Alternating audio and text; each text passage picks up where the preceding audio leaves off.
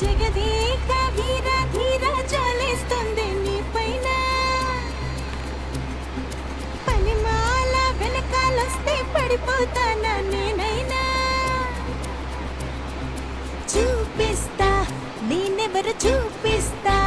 అవకాశమే కాస్త వదలనుగా చూపిస్తా చుక్కల్ని చూపిస్తా తిన్నగా నువ్వు మొదలైన రాస్తా చలో మరచిపోయేట్టు జాదు చేస్తా